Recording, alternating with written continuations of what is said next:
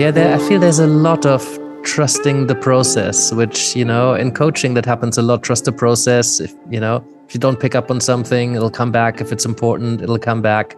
Just hold space, trust the process.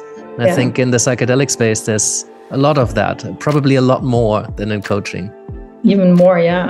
I call it learning through osmosis, that you can be sure that whatever is meant for you, whatever you need to remember, you just soak it up. Your subconscious, your conscious soaks it up, and you have it, you know it. So you don't need to be afraid of missing out on something important, because that's just creating another fear loop again. Yeah. On the other hand, I also have a bit of a problem with that, because sometimes coaching is people say, oh, it's quite magic as a process. And I would say, well, I know what you mean, but really it's not magic, because we have understood why it works to hold space, or why, certain styles of coaching have certain outcomes or likely. So I think there's merit in looking at what these processes are. I totally understand why someone says, well, this is a sacred space. Don't try to understand it. Just let Mother Ayahuasca do her magic, and you see what you need to be seen. But then when we do take a more arguably Western kind of perspective on this, we study these substances for a reason in these experiences. And I think it's helpful to study coaching in those relations too. That, yes, I totally respect if somebody says, well, it's an intuitive journey, I hold space and then magic happens. On the other hand, I'm like, yeah, but how? Because some of the magic loses its magic when we understand it. But then a lot of the magic is recreatable and stops being magic, and it just becomes an effective process when we do understand it. Yeah, I would say it's a very individual decision for everyone, and what the person also feels they want, they need. So there's no right or wrong answer.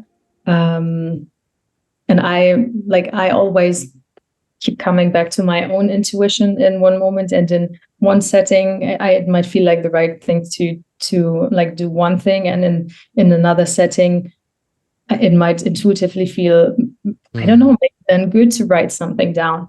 So I'm also trusting my inner knowing on this, because so far it's been always very on point and very helpful. So I don't try to, and I'm a very mind-driven person. I needed to train myself out of that to really coming more into my body and listening to the wisdom of my body and what it tells me. So I'm not trying to question certain impulses or things in certain moments.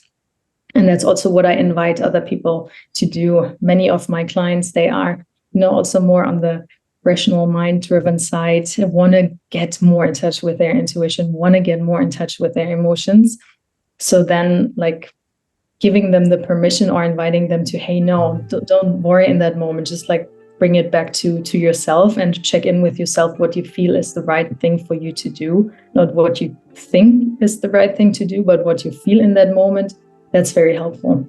Right. Yeah. And I would think that probably people who seek the support of a coach may be more mind-driven than people who seek a spiritual psychedelic guide to support them on that kind of journey. So, I know coaching has evolved a lot, and there's a lot of very intuitive, heart-centered, spiritual coaches even, that are really no different to a spiritual guide, but they call themselves coaches now for whatever reason. But I would think that people who approach coaches, they might be more on that, more in one camp than the other. Do you know what I mean? I'm not sure. We're also multidimensional. So in one situation, someone might want to have coaching for that, but then in other situations, they just want to have someone hold space for them spiritually. So I wouldn't generalize it. Oh yeah, and I mean every coach knows that often we just hold space. And it's oftentimes that people come with maybe a coaching question, or coming to retreats who are less ceremonial, spiritual, and then they find their spirituality in it, or their at least they open up a door where they want to go through and have a deeper look. even though they have never called themselves spiritual or anything like that before. I think that's also interesting to see that then coming from this rational mind and going more into intuition and trying that out more. Yeah, I love when I see that happen. Then there's like an inner part in me that's like,